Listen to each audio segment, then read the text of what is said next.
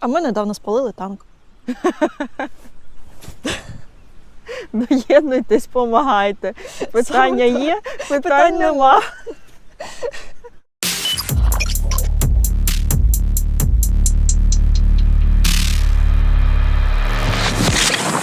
Вітаю, друзі! Це інтерв'ю на Армія ТВ. І сьогодні у нас у кадрі Дар'я Борисенко на позивний Гілка. Вітаю, Дар'я! Вітаю, Соломія. Твій початковий шлях. Як все для тебе почалось?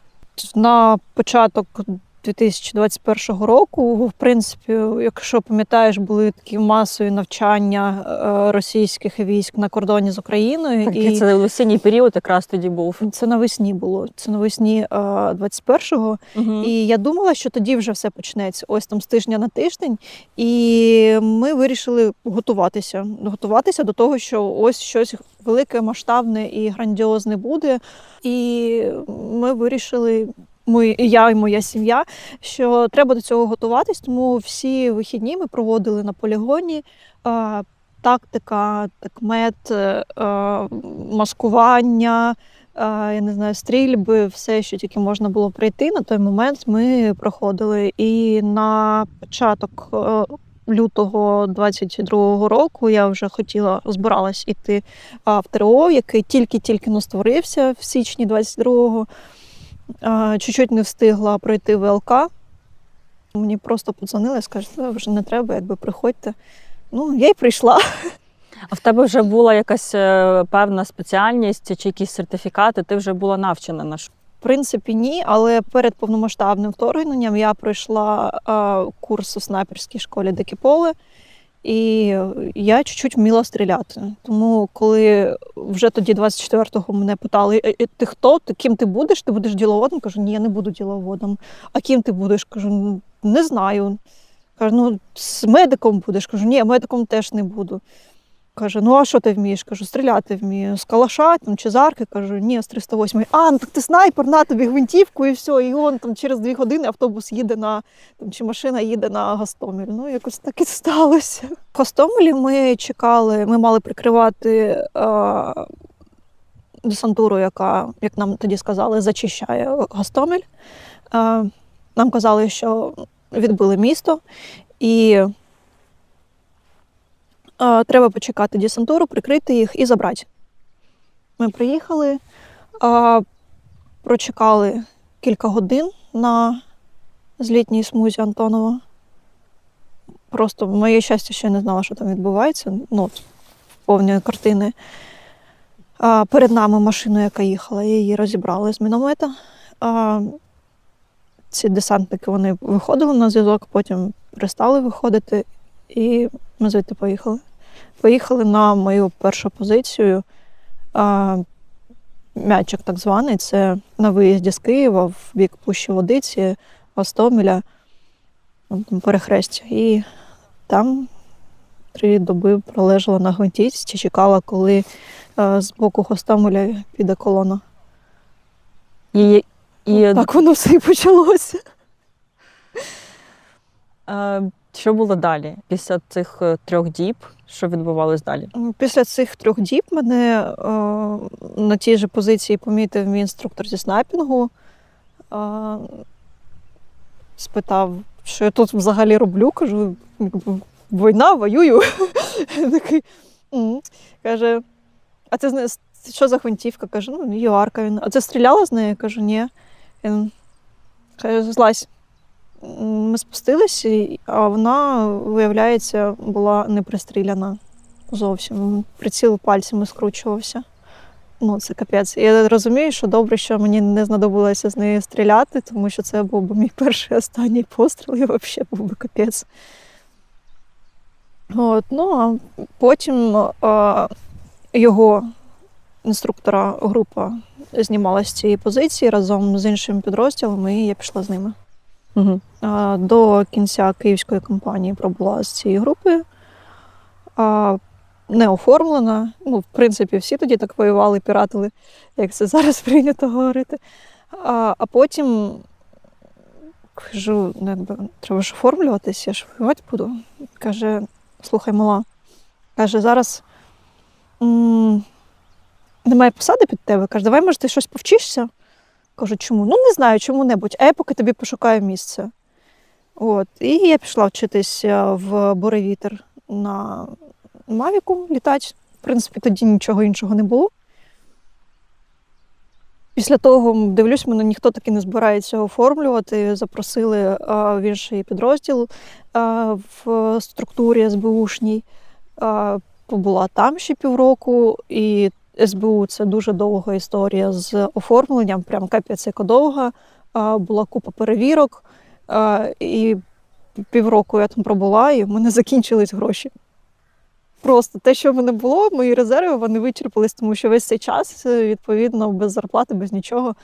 От, і прийшлось вже шукати щось інше. І тоді, вже в грудні 22-го, я попала в НГУ, в Лазар. Угу.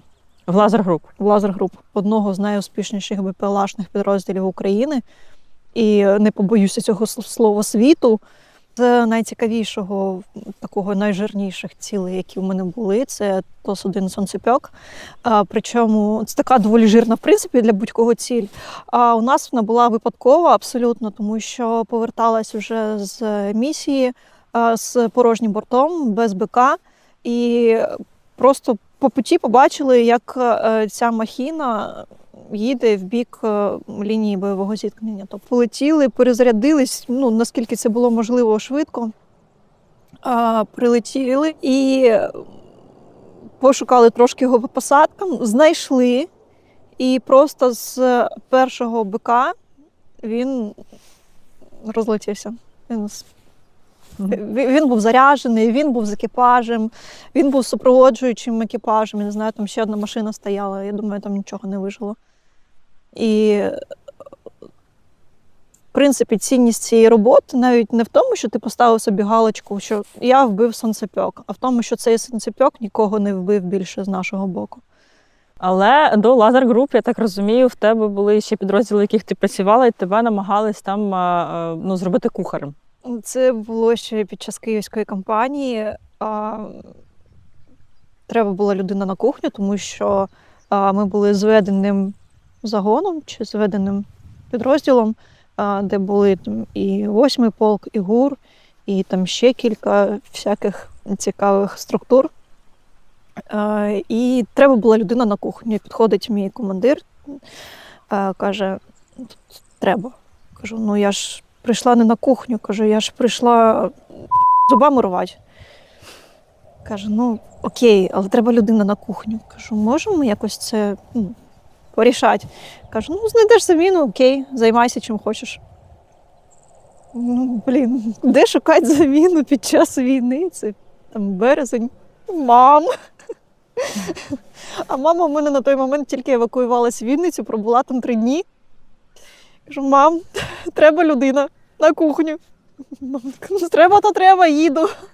І все, і вона людина, яка ніяк не була пов'язана з кухнею до цього, ну там, крім того, щоб готувати на сім'ю,